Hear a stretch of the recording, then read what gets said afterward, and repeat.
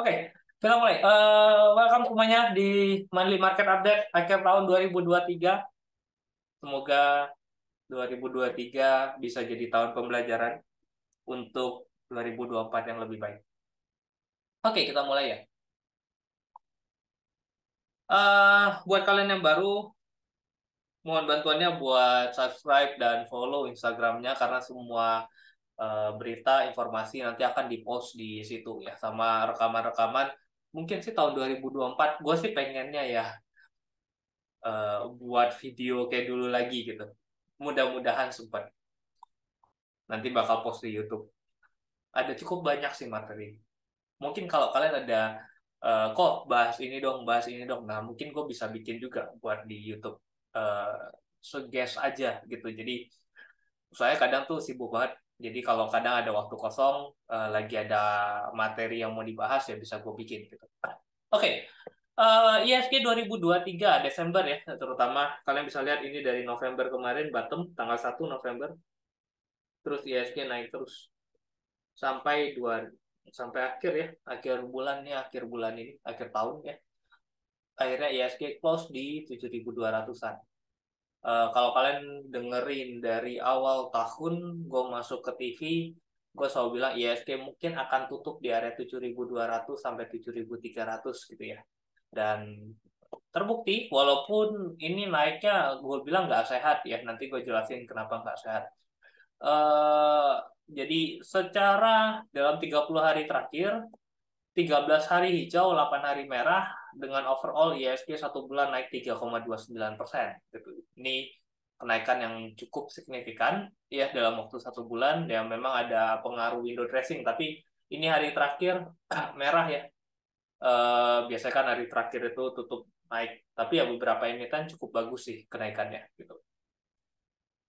Nah, kenapa gue tadi bilang nggak sehat? Karena kalau kalian lihat secara indeks, memang ISG kita ini udah break ya.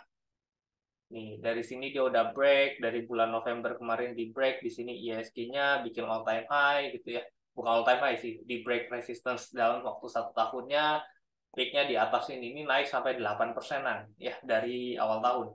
Tapi kalau kalian perhatiin, secara indeks, gua kasih di sini warna ungunya Kompas 100 ya. Kalian lihat, justru Kompas 100 itu peak-nya di sini, dan ISG itu masih close-nya di sini gitu, nggak bikin new high ya, nggak di break malah resistance-nya kemarin sempat turun cukup dalam. Nah ini naik sih gitu, tapi nggak setinggi kenaikannya ISG gitu. ISG naik sampai 8,28%, tapi Kompas 100-nya malah minus 0,51 gitu. Jadi ini yang gue bilang sebenarnya ISG itu nggak sehat. Sebenarnya ISG itu kelihatannya naik tinggi, tapi yang mengakibatkan sahamnya itu naik tinggi itu bukan karena emitennya yang naik tinggi gitu, bukan karena emiten-emiten yang ada di area Kompas 100 yang naik tinggi gitu.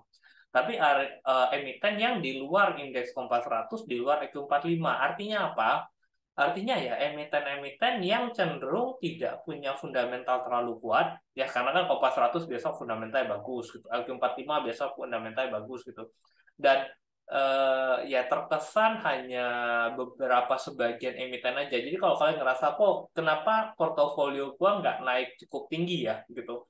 Ya karena wajar gitu. Sebenarnya indeksnya yang sebenarnya itu ya bermain pada area-area skala ini. Even LQ45 pun ya break sih, tapi breaknya cuma naik dikit tok gitu dibandingin sama resistance yang ada di sini gitu. Ya jadi kalau kalian penganut emiten-emiten lama ya pasti nggak bakalan berasa. Tapi kalau kalian penganut oke, ini sahamnya lagi naik, lagi uptrend, gua hajar aja, gua ikutan gitu ya, gua jaga teknikalnya, ya mungkin akan berasa karena yang naik ya kalian tahu kan emiten-emiten yang cenderung baru IPO kayak brand, aman, cuan gitu ya. Jadi eh, tidak akan berpengaruh signifikan terhadap kalau kalian belinya ya kayak Telkom, Astra, Banking gitu ya. Banking mungkin akhir bulan ini naik, tapi ya naiknya nggak terlalu signifikan juga gitu loh. Dibandingkan dengan saham-saham kecil yang baru IPO yang jadi gede banget gitu. Ya jadi kalau kalian ngomongin kok portofolio gua tuh jelek banget nih returnnya. Ya sebenarnya kalau kalian lihat indeks kita dari awal tahun sampai sekarang ya di situ-situ tok gitu, nggak terlalu kemana-mana gitu. Ini pun kenaikan ya karena banking gitu ya. Terus Ya, coba deh dicek dari awal tahun ya. Kalau kita lihat yang pertama, mungkin basic dulu ya. Basic material. Basic material yang biasa kan ada semen. Ya, nih gua review ada banyak akhir akhir tahun nggak apa ya. Semen, terus ada mineral sama kertas. Mana yang bikin all time high? Semen turun terus. SMGR, INTP nggak naik gitu. Mineral, Antam, Tins, MDKA ngedrop. Kertas, INKP, TKIM, ya dibilang naik juga nggak naik gitu. Terus apalagi mining. Mining ada apa? Ada coal. Ya, sorry, ini energi. Energi ada coal, ada oil. Yang naik apa? Oil ya naik dikit sih gitu. Kayak Medco, Akra ya nggak signifikan banget dari reference seribuan ya seribuan juga gitu. Coal juga turun ya. Terus apa lagi? Transport.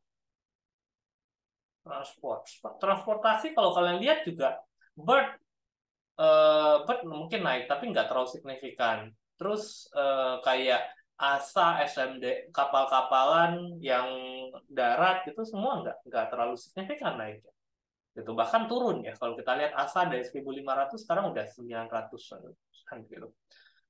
Terus apa lagi, consumer consumer nggak usah di ngomong lah, Unilever juga nggak naik, Indofood juga turun gitu ya, Mayora juga di area 2000-an, terus ya di situ-situ tok gitu. non cyclical non cyclical kayak MNCN juga ngedrop, SCMA juga turun. Terus apalagi film ya range-nya tetap di area 2000 3000 bolak-balik di area situ itu tuh gitu. Terus apa lagi ada eh, industrial industrial ada UNTR sama Astra ya malah turun gitu. Emoticon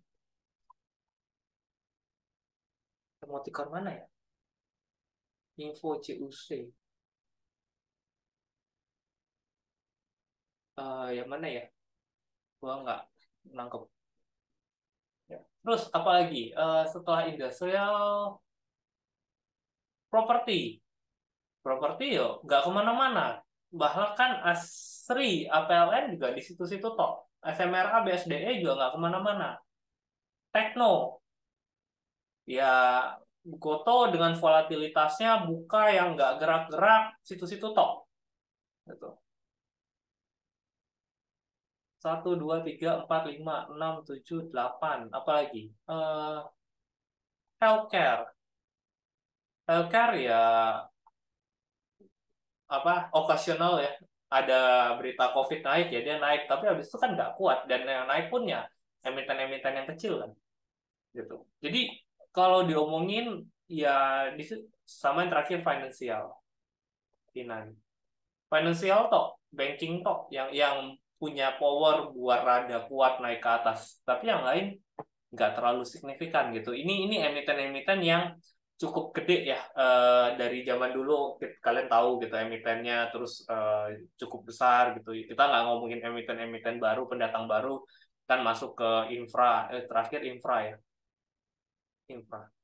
Infra malah berantakan kan. Kalau kayak kita ngomongin telco, eh, turun telkonya, kayak Excel turun, Indosat juga gue yakin nggak banyak yang beli juga, tapi belakangan mulai mulai stop bahkan turun. Terus eh, infra yang konstruksi juga berantakan kan, yang Wika Waskita PT PP udah berantakan banget sebenarnya. Jadi yang ngegerakin market sebenarnya emiten-emiten pendatang-pendatang baru gitu di tahun 2023 ini gitu. Dan kalau kita ngomongin sebenarnya posisi ISG sekarang gimana? Ya sebenarnya kalau kita ngomongin posisi ISG, ya gue bilang cukup murah ya dengan emiten-emiten yang punya fundamental-fundamental gede, sebenarnya masih belum gerak, masih berada pada area-area bawah gitu. Jadi 2024 mungkin kesempatan untuk emiten-emiten big caps itu mulai bisa gerak lagi gitu. Ya sebenarnya kalau kalian ngomongin, ya gue sih bilang ya beberapa orang, udah kalau kalian mau save kan ada beberapa yang di tradingin, ada beberapa yang diinvest ya. Kalau kalian mau aman tuh Astra di area 5 ribuan kumpulin, BBTN di area 1.200 kumpulin, terus Indofood di area sekarang juga bisa dikumpulin gitu. Ini emiten gede yang menurutku kinerjanya masih cukup bagus, secara secara fundamental juga cukup oke. Makanya jadinya masih cukup menarik sebenarnya untuk bisa dikumpulin. Gua rasa kalian berani nunggu aja sih kalau 3 emiten ini harusnya sih bisa cuan gitu. Ya, jadi jangan jangan bersedih buat yang emiten-emiten, buat kalian yang nggak terlalu berani spekulasi dengan emiten-emiten pendatang baru, ya nggak apa-apa gitu. Cuma mungkin bisa jadi pembelajaran buat kalian. Oke, sometimes ada beberapa portofolio gue mungkin 10% gue trade untuk emiten-emiten yang memang lagi hot banget naiknya. Mungkin kalau di tabel itu pangkat 3 lah misalnya gitu. Misalnya kayak kan tabel ada cuan dan pangkat 3 gitu. Ya mungkin ada beberapa porsi. Oke, dari 100% portofolio gua, 10% itu gua akan bagi untuk emiten pangkat 3 misalnya gitu. At least ketika dia naik gua ngerasain. Ya bayangin cuan dari harga berapa gitu ya, sekarang udah 10 ribuan, ya walaupun 3% itu bisa, walaupun cuma beli 10%, kan anggaplah dari 2.000 naik ke 10.000 itu naiknya 5 kali lipat gitu ya. 10% portofolio kalian itu jadi porsinya 50% saat ini gitu. Jadi itu hal yang cukup menarik sih sebenarnya gitu. Karena gue selalu bilang pangkat 3 di tabel itu selalu menjadi striker. At least kalian punya, walaupun porsinya nggak gede. Memang saat ini nggak gede, tapi nggak ada yang tahu. Kalian bisa ngelihat kan track record pangkat 3 kita di tahun ini ya, itu cukup banyak yang gede gitu, kayak Wim gitu ya, itu pangkat 3, lalu ada Cuan, lalu cukup banyak sih sebenarnya. Walaupun tetap ada yang loss juga, tapi kalau kalian compare dengan emiten apa, dengan antara loss turunnya dengan naiknya pangkat 3, harusnya tetap persentase cuannya lebih gede. Cuan nggak tahu kapan mulai di tradingin. Biasanya suspend ketiga itu sih 1 bulan gitu. Jadi ya lihat aja tarik barik itu dari pertama kali dia suspend sampai 1 bulan ke depan itu kira-kira berapa. Paling cepat 2 minggu, paling lama sebulan. Paling lama gue nggak tahu, cuma range-nya di antara 2 minggu sampai 1 bulan lah biasanya tuh begitu. Ya, oke. Untuk yang ngebaca market ini ya, opening market. Bentar gue share screen. Kelihatan nggak? Nah ini ya. Sebenarnya ini cara bacanya ya ini hanya memberikan apa, perbandingan ya. Jadi setiap pagi itu kan ada market gitu. Ini kan ada Dow Jones, Nasdaq, S&P, ini kan market Amerika seperti apa, market Eropa seperti apa, market Asia seperti apa, lalu di bawahnya ada Indonesia seperti apa dengan indeks-indeksnya gitu ya. Terus setelah itu ada sektornya di IDX gitu ya, kenaikannya dibandingin hari kemarin gimana gitu. Sebenarnya yang paling menarik itu yang biasa gue lihat sih di bagian komoditasnya ya, di bagian oil, gold, timah, nikel gitu. Mungkin sekarang timah sama nikel nggak terlalu hype. Mungkin sekarang fokusnya lebih pada ke oil gitu. Ya udah, kalau oilnya naik, mungkin eh, saham-saham untuk yang sektor oil itu bisa jadi kalian bisa fast trade gitu. Contoh, oil kemarin naik 3%, udah HK aja Medco, HK aja Akra, misalnya HK aja Elsa, mungkin bisa, dia naik, gue bisa take profit dulu, jaga nanti di intraday gitu misalnya. Terus misalnya gold gitu kan, ini kan goldnya lagi naik banget gitu ya. Ya udah gold lagi naik, oke gue siap-siap HK-nya nanti HRTA, Arci, Antam gitu. Jadi mainnya di situ. Terus ngelihat, amonia natural gasnya naik nih, bisa jadi pegasnya naik. Misalnya amonianya naik, bisa jadi SA-nya naik gitu. Harga call naik 3%, ya udah mungkin gue bisa fast trade mungkin untuk saham-saham call kayak Adaro, ITMG gitu. Ya, jadi sebenarnya itu jadi acuan aja gitu. untuk hari ini tuh fokusnya kemana. Jadi kalau oilnya drop 3%, mungkin saham-saham oilnya bisa turun, mungkin bisa dihindari dulu gitu kalau buat yang fast trade. Tapi kalau yang buat swing, ya kalian lihat aja trennya masih uptrend nggak nih oilnya gitu. Ya. Oke. Nah, ini untuk bulan emiten cuan TPA brand dan kakak yang naik kencang biasa turunnya kencang juga atau sopan kok. Kalau emitennya gede biasanya rada sopan. Itu. Yang nggak sopan tuh kalau dia market cap-nya kecil. Contoh kayak kemarin KF gitu ya, KF, IRA gitu kan nggak terlalu gede kan gitu. Dan kenaikannya cuma 1 hari gitu arahnya. Biasanya nggak terlalu gede. Kalian bisa mengacak ke MSIN. MSIN itu kan dari 500 naik ke 6.000 gitu. Waktu turun juga biasa aja. 6.000 juga sideways-nya lama di area 5.000. Tetap bisa exit gitu. Jadi kadang ya nggak perlu takut gitu, apalagi kalau emitennya gede banget kan nggak mungkin dihajar ke dikeprok ARB gitu. Even AMMN aja kemarin sempat dikeplok dalam, tapi kan kalian bisa ngelihat dan itu juga bisa keluar, nggak mungkin langsung ARB terus-terusan gitu. Turunnya nanti nggak bakalan langsung break open ARB itu nggak mungkin, pasti bisa tetap exit kok gitu. Jadi nggak terlalu jangan terlalu takut gitu ya, at least makanya gue selalu bilang portofolio size-nya masuk mungkin nggak usah terlalu gede-gede banget, tapi at least adalah gitu karena ya sekarang yang lagi gerak kan emiten-emiten yang kayak gitu kan. Oke, nah ini untuk bulan depan ya, RUPS-nya.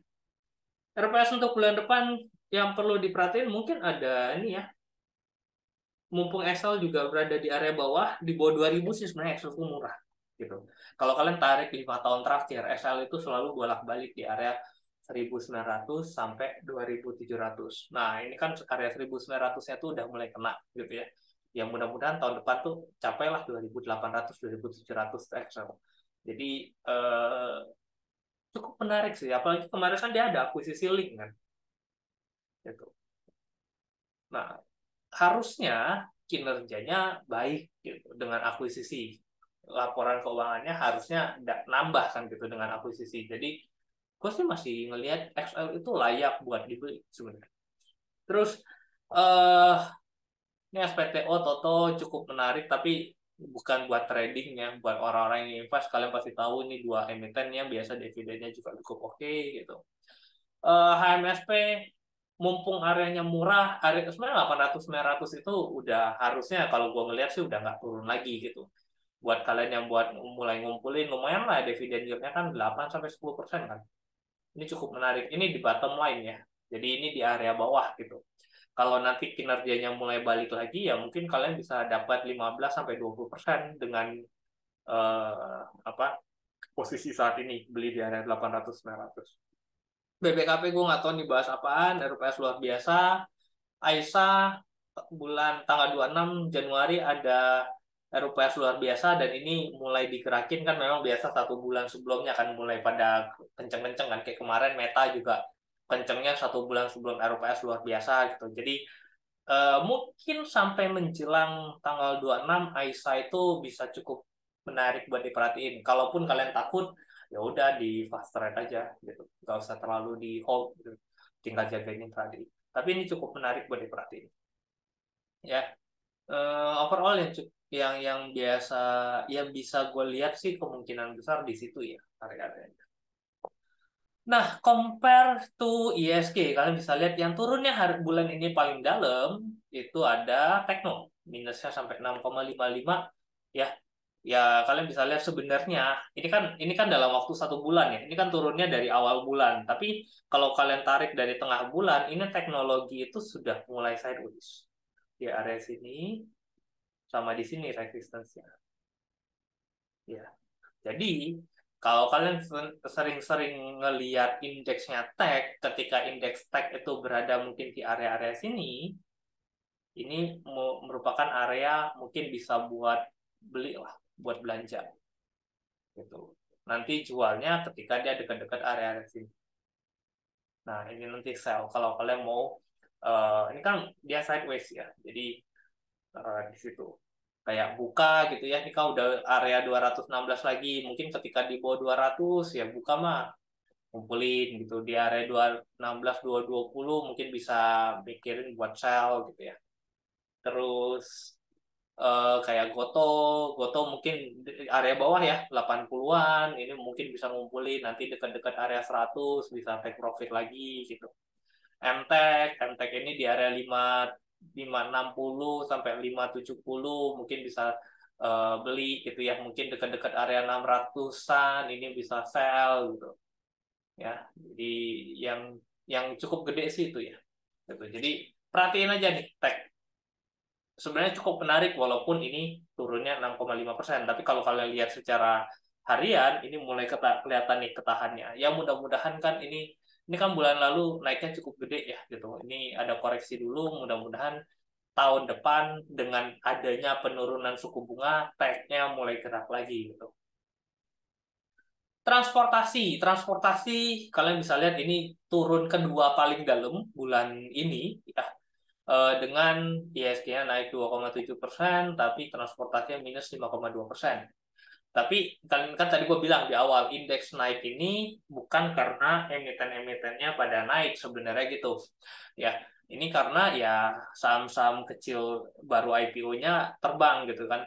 Tapi kalau kalian perhatikan, ya transportasi dan logistik ini mulai kelihatan adanya uptrend. Terakhir kan naik turun lebih dalam di sini ya. Nah, ini mulai naik nih. Naik, koreksi, naik lebih tinggi. Ini koreksi tinggal jaga aja. Selama low-nya ini nggak di break, maka cukup menarik gitu.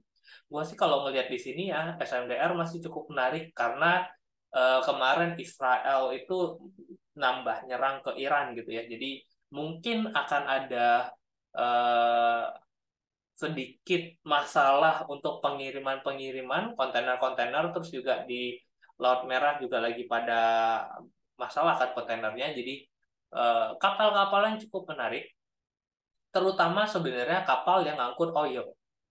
Ya, makanya kalau diperhatiin ada Bull, ada Sochi. Ini dua yang gua tahu ngangkut oil gitu. Nah, ini cukup menarik untuk diperhatiin. Memang volatil.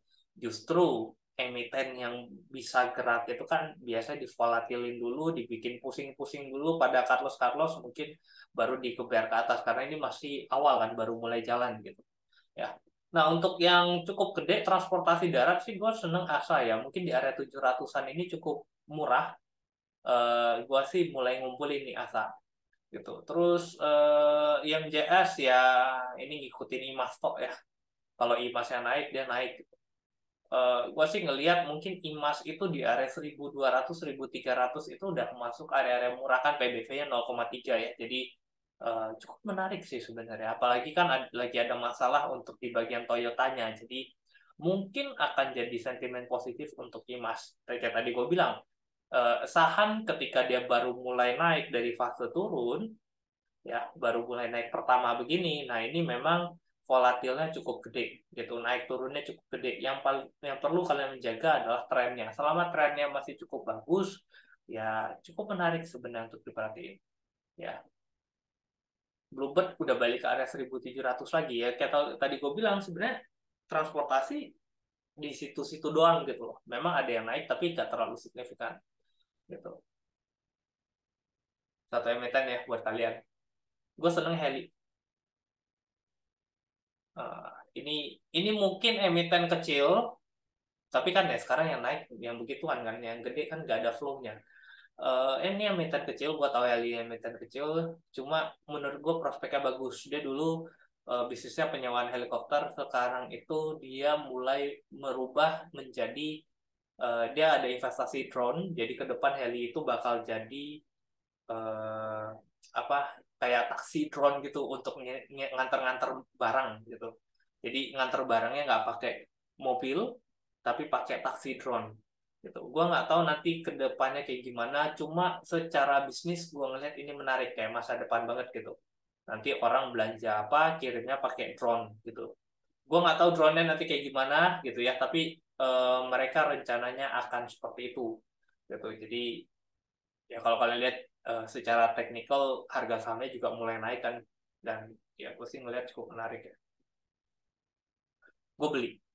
gue punya posisi, jadi mungkin kalian bisa pelajari lagi. Mungkin apa yang gue pikirin itu salah gitu, tapi balik lagi ke kalian. Oke, next consumer non cyclical, kalian bisa lihat di sini, ini fasenya di sini masih downtrend ya, bukan parah downtrendnya.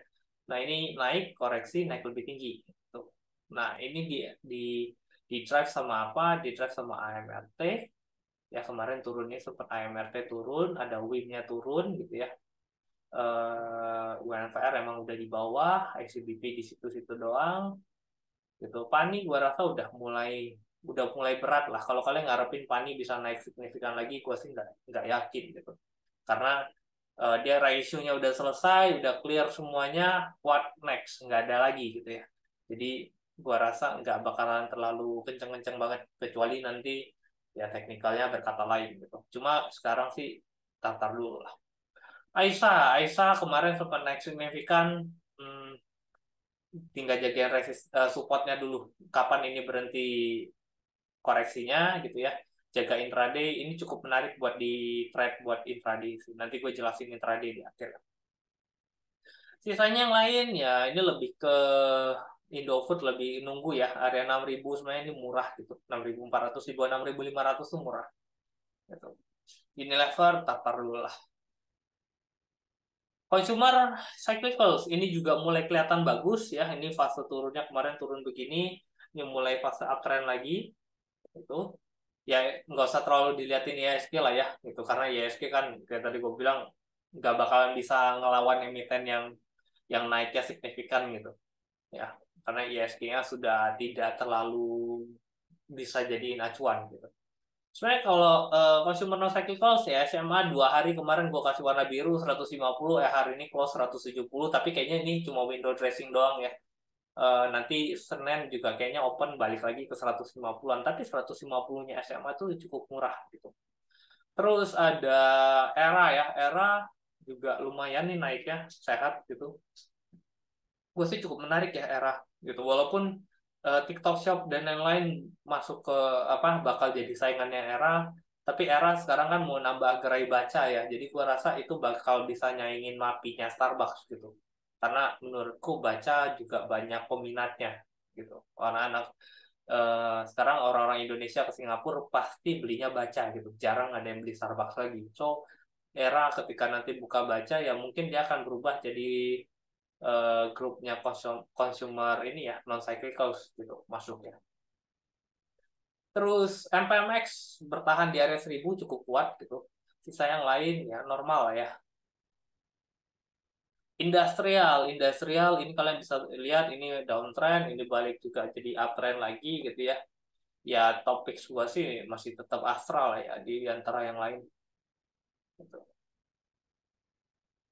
Boleh pandangan Astra dengan ada kasus Daihatsu. Sebenarnya sih gue nggak ada masalah sih dengan namanya Astra karena walau bagaimanapun kan yang jadi masalah itu adalah Daihatsu Jepangnya gitu, bukan karena Astranya. Astra cuma jualan mobilnya doang gitu. Walau bagaimanapun nanti ya pasti akan ada recall, tapi Astra tetap bakal jualan mobil gitu. Dan eh, orang-orang pasti akan beli mobil, jadi nggak ada masalah gitu. Toh ya memang yang masalah itu kan di tes uji tes apa tabraknya kan gitu. Ya siapa sih yang mau beli mobil membuat ditabrak kan gitu, orang juga nggak terlalu mikirin itu sebenarnya. Even ada di tes uji tabrak juga kalian beli mobil emang ada nanya, ini ada tes uji tabraknya nggak ya, kan nggak ada gitu. Ya banyak juga even orang yang beli barang mobil-mobil yang kecil yang udah tahu ini bodinya kaleng ditabrak pasti remuk juga pasti tetap beli, yang penting kan harga gitu. So gua ngelihat dengan ada isu ini nggak ada masalah gitu, justru kalau Astra turun ya kesempatan buat beli gitu, karena ini bukan hal krusial yang kayak oh Astra nggak boleh jualan mobil lagi tahun depan, kan nggak begitu. Jadi menurutku sih nggak ada masalah sama sekali. Oke, ISG dengan properti. Kalian bisa lihat propertinya bulan lalu di bawah gitu ya. Bulan ini juga masih di bawah, walaupun naik ya gitu. Cuma gua rasa properti udah nggak bisa turun lagi lah gitu. Even CTRA di area 1000-an itu udah area yang cukup murah. Kalian mau ngelihat ISG sedalam apapun properti ya di situ-situ doang. BSDE di area 900 ribu itu udah nggak turun-turun lagi gitu ya. Terus Powon juga di area 400-an itu juga nggak turun, SMRA nggak bakal di bawah 500 gitu. Jadi kalau kalian mau ngomongin properti sih sebenarnya ini murah, tinggal nunggu nanti suku bunga mulai turun, gua rasa properti bisa naik lagi ya. SMRA mungkin target next tahun depan dengan turunnya suku bunga mungkin di 700 gitu ya. Bawon mungkin 550, BSDM mungkin 1.300 gitu. Ya, ini CTRA mungkin di area 1.400, 1.500 mungkin di situ. Ya, ini target gua untuk tahun depan ketika nanti suku bunga mulai turun ya. Harusnya properti bisa naik karena sekarang properti udah nggak bisa turun lagi. Kalau saham udah nggak bisa turun, tujuannya kan tinggal naik. Gitu. Kok apakah Pani masuk ke properti? Ya nanti dengan ada daerah isu, nanti pick 2-nya udah clear, declare, nanti ya Pani masuk ke sektor properti. Gitu. Properti rumah sama properti lahan industri, menarik mana kok? Sebenarnya dua-duanya menarik gitu, karena lahan industri pun memang kelihatannya nggak gerak, tapi dividennya kan lumayan. Gitu. Properti rumah dividennya kecil, sahamnya ya berarti harus naik dari sahamnya gitu.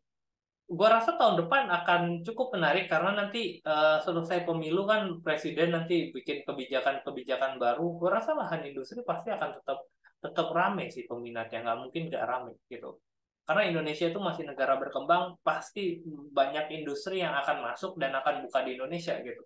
Ini pada nahan-nahan belanjanya pasti pada pada stop-stop dulu karena nunggu pemilu. Habis nanti pemilu, gua rasa lahan-lahan industri bakal banyak yang diborong gitu.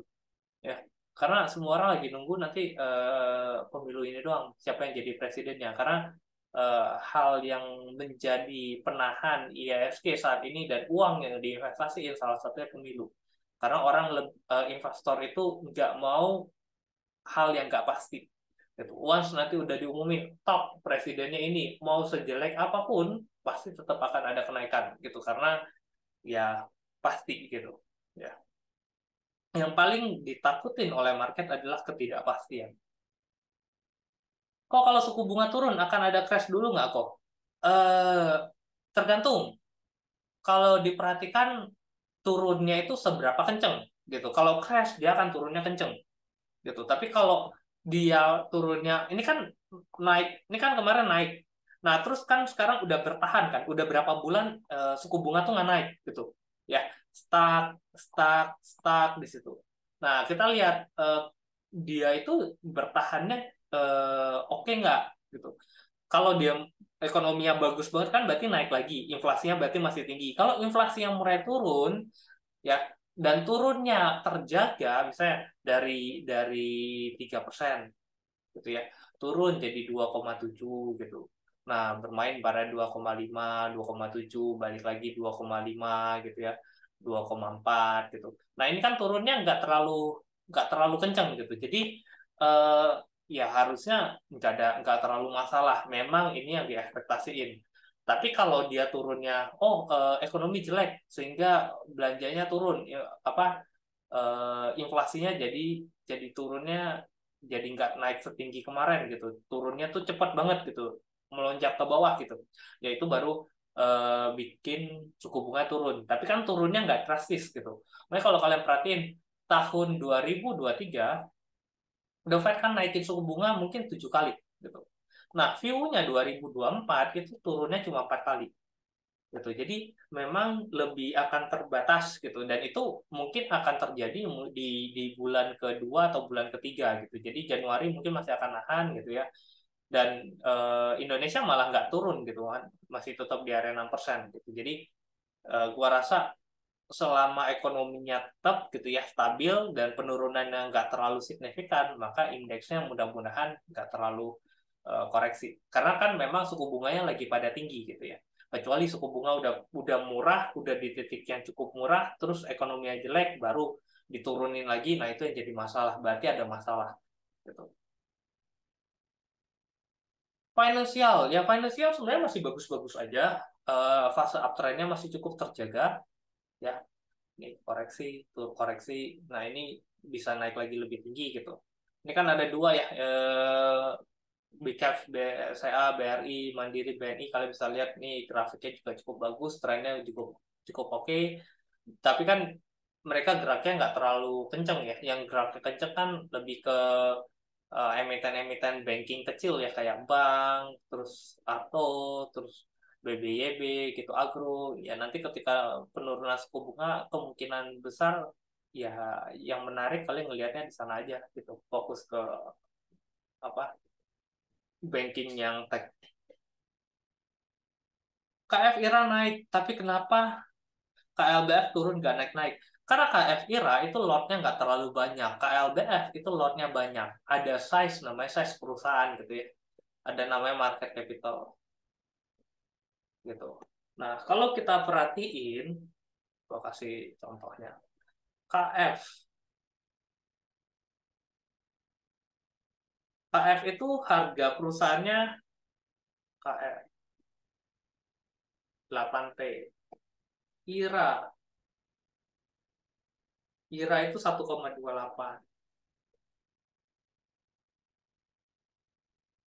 T. KLBF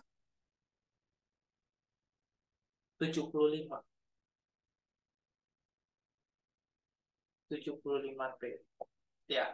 Nah, ini namanya size, market capital. Jadi, ya yang paling gampang dikerek ke atas ya IRA, karena IRA harga perusahaannya kecil. Even KF pun sebenarnya cuma 10% dari KLBF. Jadi, nggak susah naikin KF gitu. Yang susah Kalbe Farma untuk naikin perusahaan ini. Bayangin Kalbe Farma naik 10%, berarti perusahaannya itu harganya jadi 83T ya.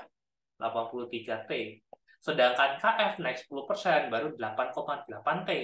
Gitu. Naiknya cuma 800 miliar, tapi ini naiknya bisa sampai 7,5 miliar gitu. IRA naik 10% ya cuma naik 100 miliar, 1,4 T paling sekitaran itu. Gitu. Jadi ya ini size ya.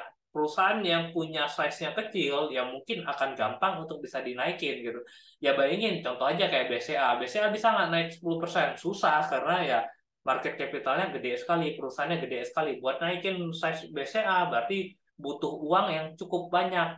Dengan konsep seperti ini, kalian butuh uangnya lebih sedikit ke IRA buat naikin IRA. Mungkin IRA HK 1 miliar naiknya bisa 5%. KF HK 1 miliar mungkin naiknya bisa 3%. KLBF HK 1 miliar mungkin cuma 1% gitu. Jadi itu ya kalian mesti tahu semakin besar size perusahaannya maka akan semakin susah untuk digerakkan gitu ya, makin butuh uang banyak gitu. Jadi makanya kalau kan kita bermain pada berita kan pasti IRA KF beritanya keluar orang-orang fokus kemana ya, fokus ke emiten-emiten kecil. Kenapa? Karena lebih gampang buat dikerek gitu. Dan kalau emiten kecil kan ya dia naik cabut gitu, jadi nggak terlalu apa, volatilnya pasti gede gitu. Untuk bank digital apakah sudah menunjukkan kinerja yang semakin membaik kok? Ya sebenarnya kalau kalian ngomongin membaik apa nggak membaik, dulu Arto dari 1.000 ke 20.000 emangnya membaik kan enggak tuh ya. Bank digital itu murni dari oke, suku bunga turun maka uang itu akan jadi murah gitu. Ketika uang murah orang akan berinvestasi ke emiten yang lebih lebih resikonya lebih tinggi gitu. Nah, makanya kemarin waktu 2021 suku bunga lagi pada rendah-rendahnya, tech-tech pada naik. Kenapa? Karena tech itu investasi yang resikonya tinggi gitu. Jadi orang pasti akan ya lebih nyari ke sana gitu. Contoh deh, suku bunga turun, banking kan kayak BCA pasti akan nurunin lagi bunga depositonya. Sekarang aja suku bunga naik, bunga deposito nggak naik signifikan kan gitu. Ya nanti ketika suku bunga turun ya banking biasa paling cepat tuh nurunin bunga deposito. Nah ketika bunga deposito murah orang akan nyari kemana? Ya ke bank digital yang bisa ngasih bunga deposito tinggi. Simpelnya gitu. Oke. Energi. Nah energi ini bisa bid ke ISG ya. Nah, kalau kalian perhatiin ya energi jangan call. Lihat hari ini call ada row minus 7,75% gitu ya. Padahal indeksnya nggak seberapa dalam. Udahlah lupakan dulu callnya. Nunggu nanti udah murah-murah banget baru masuk ke call. Mungkin akhir tahun depan atau awal tahun 2025 mungkin akan gue lirik untuk call gitu ya. Sementara bermainlah pada emiten-emiten oil. Jadi kayak Akra, Medco gitu. even BP ini kan oil ya gitu. Bumi ini coal jangan dulu gitu ya. ITMG coal ntar-ntar aja. Even kayak pegas masih cukup menarik kalau dia gas gitu ya. PTBA ntar-ntar aja. Jadi lebih ke oil.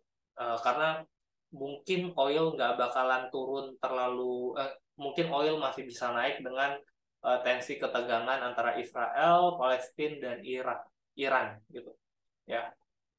Jadi ya gua rasa oil masih akan bertahan pada area 70 sampai 80.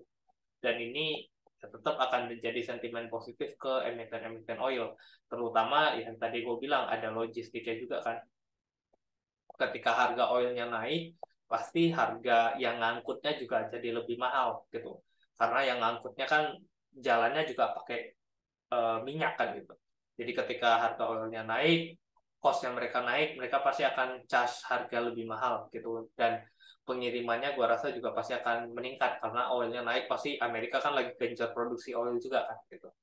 Jadi mungkin akan cukup banyak pemakaian lebih ke kapal-kapalnya. Jadi makanya gue ngeliat sebenarnya kapal-kapal oil ini cukup menarik di samping uh, emiten yang memang garapnya ke oil gitu. Dan ini nggak banyak orang yang perhatiin dan harganya juga masih belum terlalu kenceng kan. Jadi bisa diperhatiin. Healthcare ya sebenarnya kalau kalian lihat naik sih gitu. Ini kan kemarin dari sini peak bottomnya naik, koreksi naik lebih tinggi, koreksi ini juga naik lebih tinggi gitu ya. Jadi ya sebenarnya masih cukup menarik gitu. Cuma lihat ya dari peak ke atas sini turunnya sini dalam gitu. Jadi memang volatilitasnya cukup tinggi karena emiten-emiten eh, healthcare ini tuh banyak kan ke market capital kecil di bawah 100 T itu, bahkan di bawah 50 T itu banyak. Yang gede-gede itu cuma KLBF kok gua rasa gitu ya. Jadi makanya pergerakannya pasti volatil, makanya gua nggak terlalu suka sebenarnya emiten-emiten healthcare, kecuali ya kalau kalian mau fast rate ya nggak apa-apa, silahkan aja mumpung lagi hot gitu. Oke, next infra di sini kemarin naiknya kan gede banget karena ya ada emiten barunya kan. Nah ini juga infranya naik lebih tinggi daripada indeks. Tapi sebenarnya kalau kalian perhatiin di sini, ini turun, ini kan downtrend. Nah ini naik kenapa ya? Kalian lihat aja dari tanggal 18, brandnya kan kemarin mulai naik lagi gitu, ya. Nah tapi kalau diperhatiin emiten-emitennya ya Telkom stuck di 3.900 4.000 sekarang. Gitu. Jasa Marga sih yang paling bagus 4870. Gua rasa Jasa Marga target gua sih di area 5.200 sampai 5.500 lah mungkin area take profitnya gua nih. Ini barang yang dari 3.000 nih yang kalian pasti tahu dulu gua ngajakin beli 3.000, gua masih nge-hope di Jasa Marga. Karena gua ngeliat kinerjanya kan bagus. Jadi tahun depan mungkin waktu pengumuman dividennya mungkin akan jadi pertimbangan untuk bisa exit apa enggak. Malah mungkin masih bisa naik karena kan nanti ada pengumuman dividen. Dividennya mungkin bisa bisa lebih tinggi daripada tahun lalu karena kinerjanya bagus. XL ini juga udah area murah walaupun gua nggak tahu kapan naiknya, tapi area 2.000 ke bawah ini menarik lah buat dibeli. Konstruksi untuk BUMN nanti-nanti dulu sampai nanti benar-benar settle safe baru baru masuk lah ya. Lalu ada Indosat ya di situ-situ doang, Power di situ doang, Oasa nih energi terbarukan mungkin cukup menarik ya di area ini kan bottom kemarin 130. Ya selama masih dekat-dekat 130 masih bisa di hold sih sebenarnya. Basic material ada TPIA. Ya ini kan kemarin gara-gara BRPT yang naik, TPIA-nya naik, terus ada PTRO-nya naik gitu ya. Satu grup lah ya. Jadi susah juga ngomongin kalau udah satu grup begitu. Aman aman naik, cuma ya udah nggak terlalu signifikan lah ya. Tapi kalau kita lihat ke bagian basic material, ini kan naiknya signifikan kemarin gara-gara ya ada tiga ini doang. Dan ini mulai koreksi. Sebenarnya kalau dibilang kok udah mulai patah belum, kayaknya belum patah lah ya sampai di area sini. Itu ya selama dia berada pada area fase koreksi di sini mungkin masih bisa di hold dulu gitu kan. Kenapa gua ambil yang sini? Kenapa nggak di sini gitu ya? Karena kalian bisa lihat ini naik ya. Ini kelihatan downtrendnya sini. Nah, ini mulai naik lagi. Tapi kalau kita lihat secara garis besar, ini kan turunnya sampai sini, baru naik sini. Nah, ini koreksi sini. Nah, kita ambil garis yang besar aja gitu. Jadi kita perhatiin, oh ini masih masih cukup menarik untuk diperhatiin. So, sebenarnya emiten-emiten kayak TPA, Aman, BRPT, ya ini masih ada chance untuk kembali naik gitu. Ya, karena belum patah banget lah. Gitu.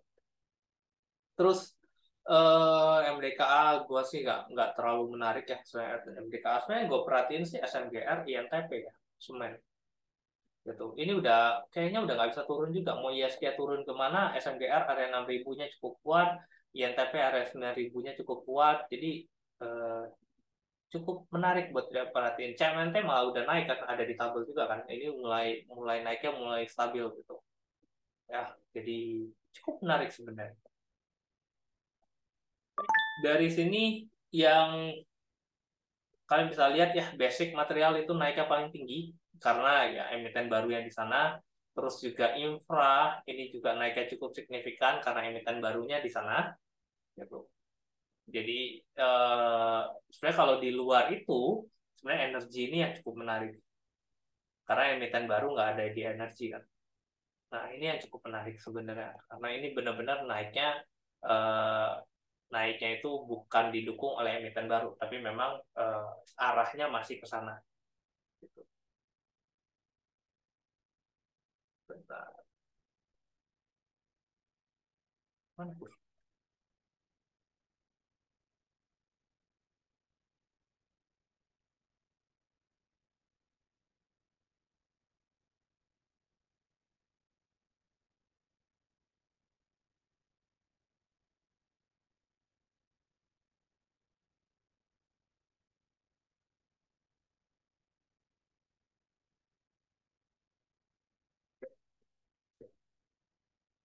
Ya, nanti gue bahas trading. Gitu. Ya, jadi fokusnya masih ke energi, sisanya yang lain kayak tadi gue bilang. Oke, ISG Januari. Kalau kalian lihat, ini fasenya masih uptrend gitu ya. Dengan ada resistance terdekat itu di sini, 7319. Ini peaknya kemarin yang di ISG secara closing. Dan kalau kita lihat secara Januari, ya dari 10 tahun terakhir, Januari itu 7 kali naik, 4 kali turun. Tapi kalau diperhatiin dari 2020, Januarinya itu jadi lebih sedikit naiknya. Ini 2023 turun, 2022 naik satu, jadi dari 2020 itu cuma 1 kali naik. Gitu. Ya, 1 kali naik, 3 kali turun. Dan turunnya ini kan COVID dalam, 2021 masih dalam gitu ya. 2023 turunnya nggak terlalu dalam. Gua rasa 2024 ini Januari dengan probabilitas seperti ini harusnya akan balik hijau lagi gitu. Nah, kalau ISG-nya hijau, balik lagi antara emitennya lagi kenceng-kencengnya masih kenceng naik gitu, atau emiten LQ45 atau Kompas 100 yang gantian untuk naik. Makanya jadi ya siap-siap dibagi aja tuh portofolio mana yang murah, mana yang lagi uptrend, itu bisa diperhatiin di hope. Nah, buat kalian yang baru, ini yang penting ya, belajar e-learning karena dasarnya itu semua di sini. Gitu. Nanti ketika kita bahas tentang intraday, ya kalau yang bingung itu kalian nonton basic basic dasarnya itu dari e-learning ini. Gitu. Ya. Nah, dari e-learning itu kalian bisa lihat kan ini Pak playlistnya ya. E-learning ada 5 video yang gue bahas untuk membahas tentang tren gitu. Ini ada trend line, ada support resistance, ya ada basic technical, ini juga ada trend gitu.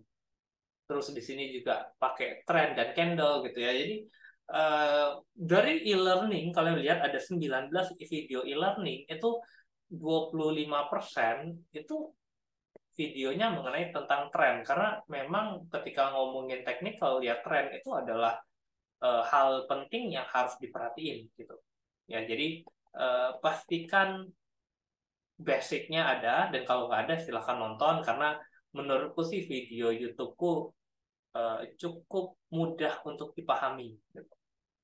Nah, chart intraday itu kalian bisa buka di sini ya ini dari desktop tok dari mobile nggak ada gitu dari desktop aja, dari desktop JUC. Jadi ini ada chart di atas gitu ya. Pas klik nanti ada menunya nih intraday chart stop gitu. Ya. Nah, ketika intraday stock chart-nya ini muncul, nanti akan muncul seperti ini nih intraday stock chart.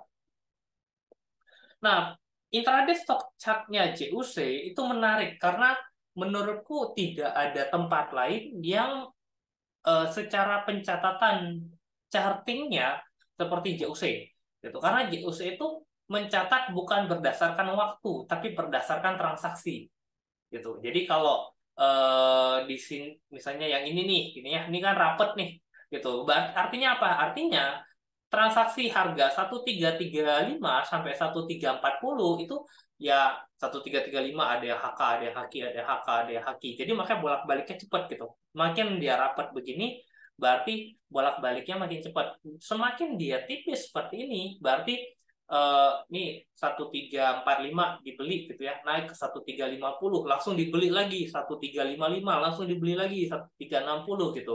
Nah, sampai di sini baru tebel-tebel lagi kan. Gitu. Nah, tebel-tebel area tebel-tebel ini bisa gue artiin ini sebagai area resistance, area tebel-tebel di bawah ini sebagai area support. Gitu. Area tengah sini ya ini nggak ada resistance, nggak ada support. Jadi memang area HK gitu. Kalau pakai MacBook bisa seperti ini atau khusus Windows. Ini aplikasi desktop ya, jadi khusus untuk Windows karena MacBooknya masih belum ada. Gitu. Ya, jadi kalau kalian perhatiin yang di sini ya, nah ini kenceng nih turunnya gitu ya. Nah ini nggak ada area apa support resistance-nya sampai di sini. Ini baru jadi area support. Nah area supportnya di break, ya udah turun lagi ke bawah.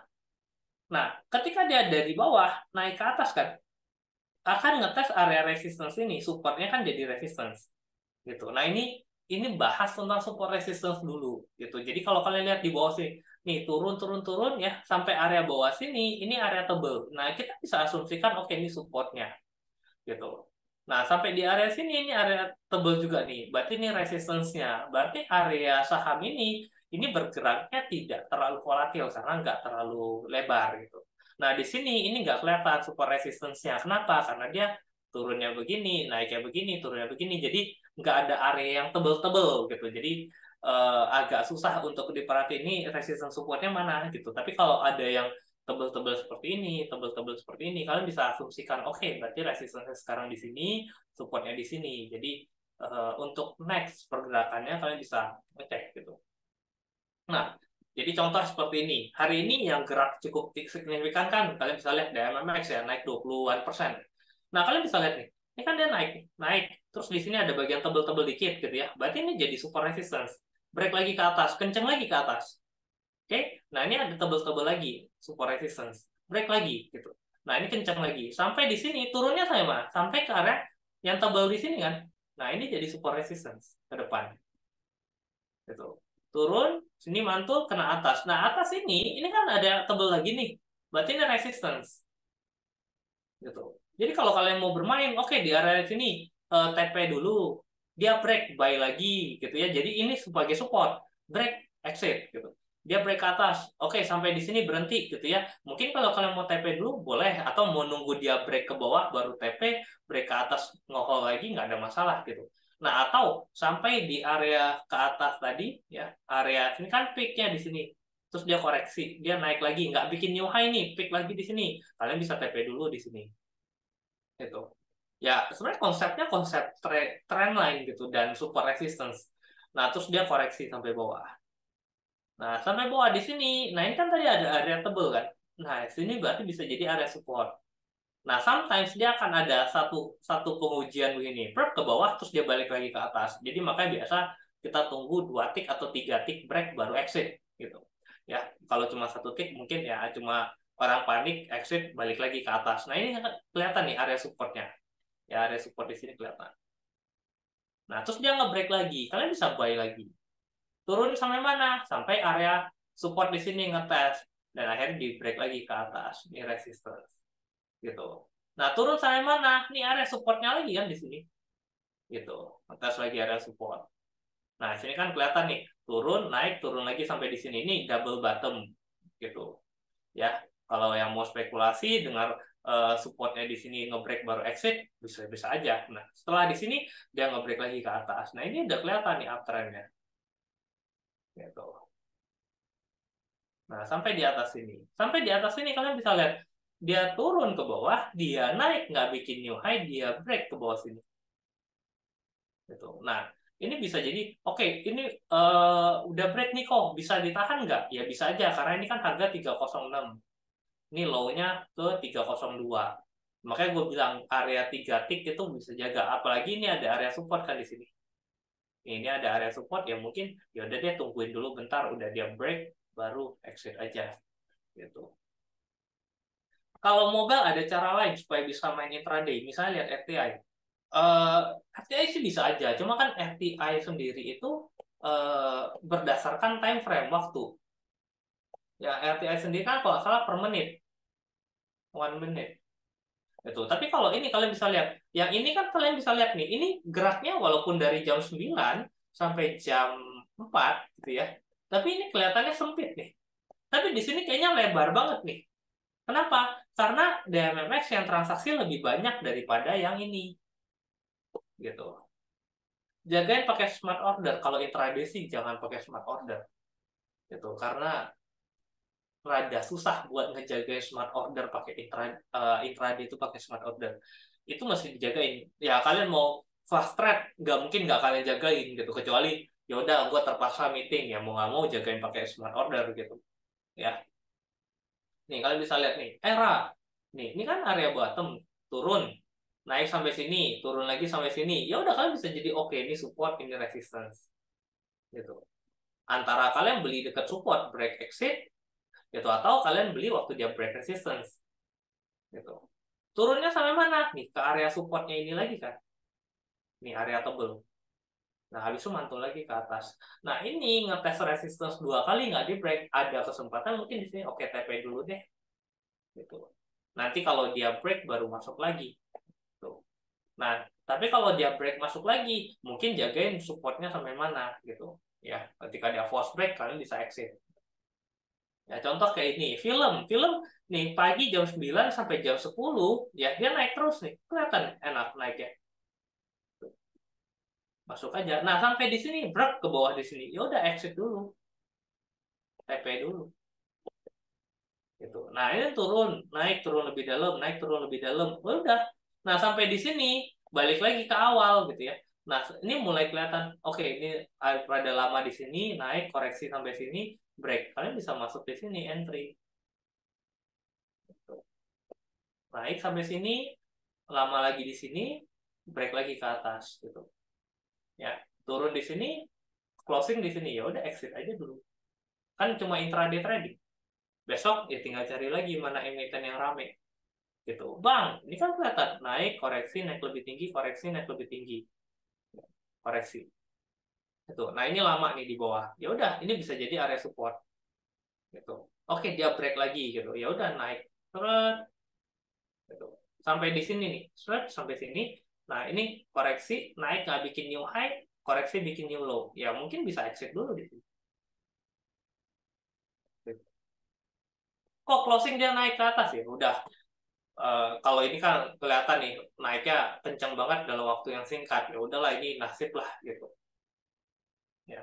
Tapi at least kalian tahu, oh dia fasenya uptrend, oh dia mulai downtrend gitu. Cara cari emiten yang rame gimana ya kok? Nah, kalau kalian mau cari emiten yang rame,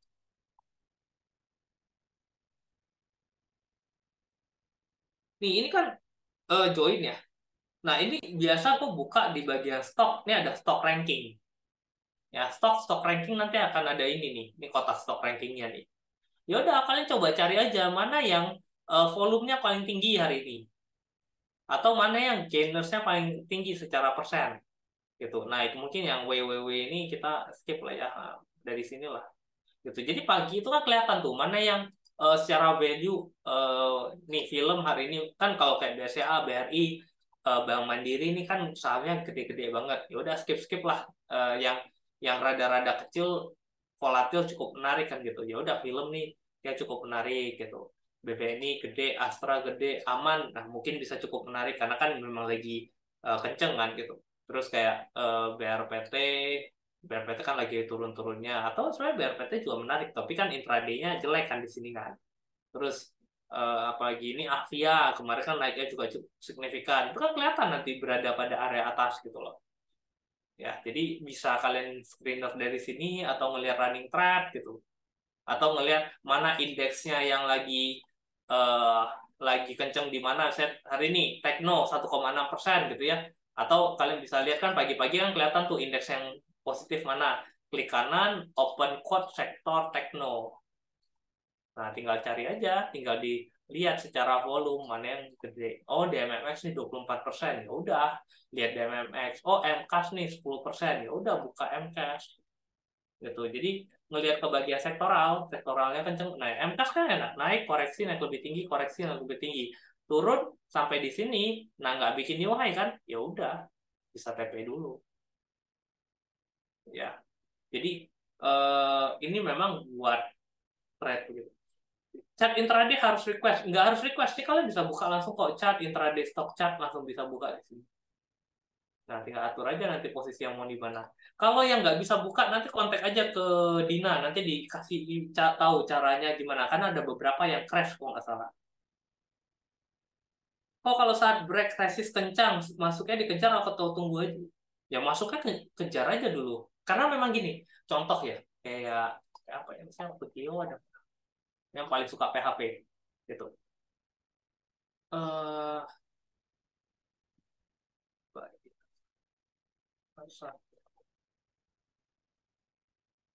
Contoh kayak gini, ini lama, tek tek tek tek break nih di sini, kenceng, ya udah masuk aja gitu. Tapi kok kalau dia ternyata balik lagi gimana? Ya tinggal cut loss, itu adalah resiko kita trade kan. Ya, jadi bisa cut loss nggak? Ya pasti bisa gitu. Tapi selama kalian nyarinya, ini kan asa kebetulan nggak kenceng kan. Kalian bisa lihat jam 9 di sini 9.15 ini sampai sepi banget lah nih, apa nggak kayak DMMX ini dari jam 9 sampai jam 9.12 aja tuh lihat garisnya tuh udah banyak banget gitu dibandingin tadi ASA gitu. Apalagi sampai jam 10 itu udah di sini nih. Gitu garisnya udah banyak banget. Kalau ASA kan kalian bisa lihat nih. 9 sampai jam 10 malah udah di sini nih. Sepi banget, yang transaksi nggak terlalu banyak gitu. Ya. Jadi eh, ya anggaplah ini ternyata dia nge-break turun lagi, ya udah exit aja gitu, karena memang kita tujuannya dia break resistance untuk naik lebih tinggi, bukan untuk turun gitu. Ya intraday harus harus kenceng, harus cepat gitu, cepat masuk. Kalau memang gagal ya exit. Kita maunya dia break resistance langsung kenceng, contoh kayak film ya. Nah, kalian bisa lihat waktu film di sini. Nah, dia break resistance-nya ini kita pengennya dia langsung kenceng naik, dan ternyata dia benar kenceng naik. Ya udah tahan gitu. Ya. Nah, sampai dia nanti dia break turun ke bawah di sini, ya udah exit gitu. Ya. Jadi memang untuk ngejar fast trade aja. Ya mungkin portofolionya nggak terlalu gede gitu ya. Tapi kan biar ada tektok-tektok dapat hasilin dari trade-trade fast trade begini kan enak juga. Munculin indeks gimana? Munculin indeks itu ada di stock, eh mana dia? Di market indexes. Nanti akan muncul indeks. Oh, chart intraday nggak bisa dikeluarin dari box aplikasi, nggak bisa. Jadi dari dalam aplikasi ini. Bedanya volume sama frekuensi apa kok? Volume itu lot, frekuensi itu berapa kali. Jadi contoh, aku HK 1000 lot, berarti volumenya 1000, frekuensinya 1. Gitu. Aku HK 10 lot, 10 lot, 10 lot, berarti total 30 lot. Volumenya 30, frekuensinya 3, karena 3 kali aku HK. Itu bedanya. Ya. Jadi kalau di sini frekuensi AISA paling banyak, berarti hari ini yang tektok AISA itu banyak banget gitu. Nah, di sini pasti akan kelihatan, pasti gambarnya itu lebih tebel, dempet-dempetnya pasti lebih banyak. Chart intraday stock chart.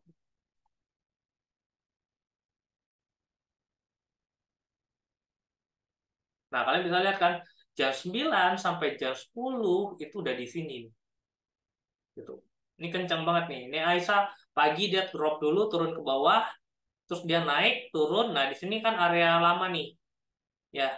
Nah, area lama di sini dia ngebreak ke atas ini, oke, ini bisa jadiin trade gitu. Dia naik, koreksi, naik lebih tinggi, koreksi, nggak naik lebih tinggi, ya di sini mungkin bisa TP dulu gitu. Ya. Terus dia break lagi di sini new high, ya mungkin masuk nih, ternyata dia balik lagi. Ya udah, exit lagi. Terus kan turun, naik, turun lebih dalam, naik, turun lebih dalam, naik dikit, turun lebih dalam, ya udah selesai gitu. Ya. Chris lebih pilih top volume atau value? Sebenarnya yang enaknya tuh value sih. Gitu. Karena value itu kan uang, ya. Jadi uangnya ya HK seberapa banyak. Jadi film HK banyak, tapi kan di sini pasti akan nyampur ke saham-saham kayak big caps ya, karena big caps kan pasti yang transaksi banyak gitu. Tapi kalau ada saham small caps masuk ke area volume, ke area value, berarti small capsnya pasti bakal rame hari itu. Gitu. Jadi better value. Gitu. Tapi kalau volume kan susah, karena saham yang harganya kecil, volumenya pasti tinggi. Gitu. Kayak hari ini deh, Care harga 160, volume nomor 2 paling besar, tapi nggak mencerminkan harga sahamnya gerak kemana-mana juga. Gitu. Itu termasuk volume jual juga kok, atau beli doang. Ya namanya saham beli ada yang jual dong. Gue beli 1.000 lot, berarti kan gue beli dari orang yang jual 1.000 lot. Gitu. Jadi jual ya pasti beli. Kok day trade itu ada jam tertentu nggak? Apa jam 9 udah langsung bisa ya? Jam 9 udah langsung bisa, market buka udah langsung jalan. Gitu. Jadi udah siap-siap aja. Tapi mungkin kan market buka dia baru awal kan gitu. Jadi contoh gue buka lagi ya. Eh, contoh misalnya value yang gede lagi kayak aman deh. Gitu. Hari ini kan aman. Emiten baru nih, aman. Nah, pagi nih jam 9 dia kan buka di sini, kita nggak bisa ngapa-ngapain karena belum jadi chartnya. Nah, dia lama di sini, sempat ngebreak di sini, turun di sini, sempat turun juga sampai sini. Akhirnya dia break yang di sini. Area berapa nih? 6.400. Dia break 6.400, HK gitu. Nah, ini kan baru baru HK sekitar 19-an nih, 9 lewat 11. Maka yang naik. Dia turun sampai sini, terus dia naik resistance lagi, ya mungkin take profit aja dulu. Atau dia naik sini, turun, dia naik sampai sini nggak bisa, nggak bikin new high, turun sampai sini lagi nggak ngetes resistance-nya, ya udah ini bisa take profit dulu. Nah ini kan area tebelnya nih, berarti area supportnya, ini area resistance-nya. Nah karena dia jaraknya udah nggak terlalu lebar, ya udah skip. Kok order supaya bisa di depan? Apa ada triknya? Kalau kalau pagi-pagi ya jam 00.05 ya antri. Oh, untuk chart intraday berarti time frame-nya otomatis ya, bukan kita yang nentuin. Enggak. Jadi kalau intraday ini semakin banyak transaksi frekuensinya, maka dia akan makin makin banyak grafiknya. Tapi kalau yang HK sepi gitu ya, transaksinya kecil, ya dia makin sempit gitu. Jadi contoh kayak R ini kan sempit nih dibandingin sama tadi tuh apa tuh yang paling kecil tadi, frekuensi dibandingin sama Aisyah nih. Kalau kalian lihat Aman ya, Aman kan kayak gini. Kalau gue bandingin sama Aisyah, jauh. Aisyah pasti lebih banyak tuh nih, pergerakannya lebih volatil gitu. Jadi ketika dia volatil pasti dia akan lebih lebar gitu. Makanya enaknya time frame intraday itu seperti itu. Jadi semakin rame dia akan semakin semakin kelihatan gitu grafiknya. Oh ini layarnya terlihat besar. Rasanya di laptop tidak bisa sebanyak itu menunya. Iya, nggak bisa sebanyak itu. Ya kalian atur aja kayak gimana enaknya. Mungkin eh, stock booknya 4 gitu ya. Di bawahnya intraday stock chart itu bisa gitu. Karena kalau di laptop setahu gua sih bisa 8 stock book atau 5 stock book gitu. Mungkin 4 stock book, 4 intraday stock chart, tambahin indeks sama tambahin ini stock ranking bisa gitu. Jadi indeksnya di atas, stock rankingnya di bawah gitu. Itu bisa harusnya sama satu running trend. Itu resolusi eh 1920 tuh dapat.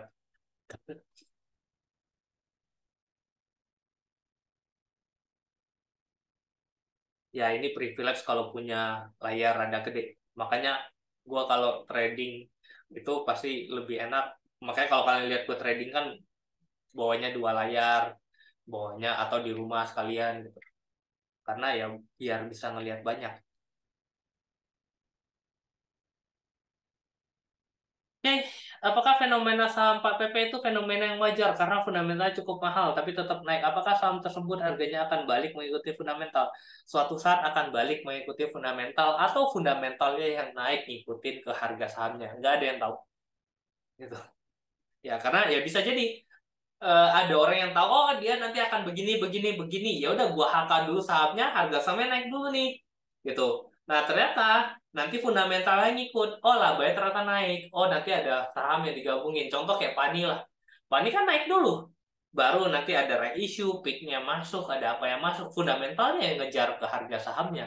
Bukan harga sahamnya drop lagi ke balik ke harga fundamentalnya kan. Gitu. Mana yang kejadian? Nggak ada yang tahu. Ya. Kalau stockbook itu gimana cara bacanya, Beko? Stockbook ini kan harga bid offer, gitu. Jadi kalau kalau di sini ya, gue bingung gimana cara baca stockbook ya. Ya, ini kan yang antri 154, 153, 152, ini yang antri jual 155, 156. Ini lotnya gitu. Ini harga terakhirnya, ini harga kemarin, ini harga rata-rata, ini harga IEP. Ini naiknya 0,65%. Harga pembukaan, harga tertinggi, harga terendah. Ini volume IEV-nya, frekuensinya 11.000, lotnya 1 juta lot, eh, value-nya 17 miliar. Tips entry ketika drop dan mantul di intraday gimana ya kok?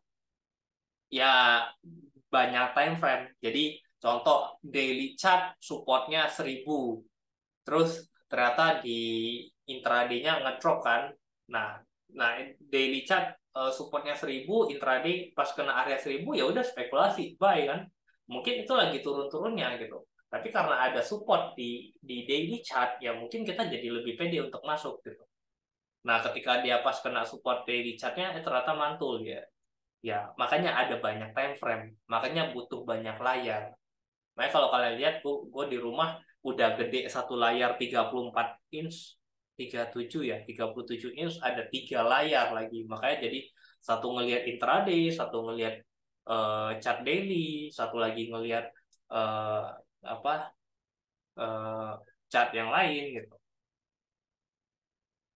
Oh, tips cara baca running thread or apa yang dicari? Apa cuma untuk tahu emiten yang banyak transaksi? Sebenarnya cuma buat tahu emiten yang banyak transaksi aja sih, gitu. Tapi sebenarnya kalau running thread juga rada susah ya, karena beberapa kan juga kadang dijadiin rame supaya orang pada ngikut kan.